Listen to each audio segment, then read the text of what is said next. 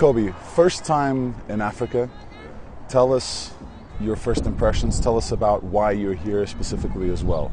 Well, you know, it's a once in a lifetime opportunity for me to come and see the World Cup, and also come to South Africa. I've never been to Africa. This is my first visit, and I love everything I see. You know, the people are so genuine and very nice and outgoing, and you know, it's again an opportunity to interact with some of the kids and spread the message.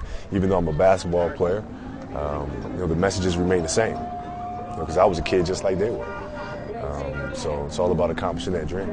You said you're a basketball player and a basketball star, but you transcend any kind of barriers with sport even, not only with your sport, but with sport overall. Do you feel a responsibility to be a role model and to associate yourself with events and initiatives like this one? Well, you know, I think it's important to try to share everything that you've learned to the next generation, because I learned a great deal from basketball players, soccer players, and other athletes that came before me, not only athletes but business people as well, on what it takes to be successful.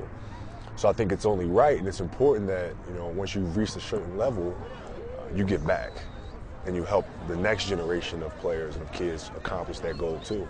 A lot of people may not know this, but you actually have a soft spot for football or soccer, like it's known in the States, spending so many years in Italy when you were growing up. Tell us about your passion for the game and how much you follow it still. Well, it's interesting. It actually started, in Italy when I used to go to the basketball courts to play by myself. And I used to have the little goalpost underneath the basket. So I'd show up wanting to play basketball, and there'd be 12 kids, ready to have a match. So I couldn't play. I was either going to wait, ride my bike back home, or play. So I said, let me play. I've never heard this game. Let me play. I said, okay, but you go in the goal, because I don't know how to play. So they just put me in the goal because I had these long arms and these long legs, and so I just had to stop everything that came my way. And then as months went on, they finally let me out out on the field a little bit. So going back and taking into account your connection with Italy, be fair to say you still have a favorite team there? Do you have any favorite players that you follow as well? AC Milan was always my favorite team growing up. And it was interesting in my household because I was a big Marco van Basten fan. My dad was a big Lothar Matthäus fan. And so you had this whole Inter Milan thing going on in our own home that was pretty interesting. My sister was a Juventus fan. Wow. Yeah, so it was really interesting. AC Milan still remains my team of choice. And I have to ask you about your last and fifth NBA title.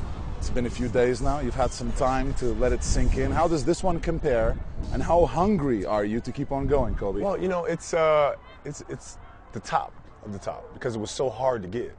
I mean, we really had to work extremely hard. Winning the championship is about how guys come together, as a group to accomplish a goal. And this series against the Celtics, it made us come together more than any other series in the past. So this one's the best to me, and I'm absolutely hungry to get the sixth one.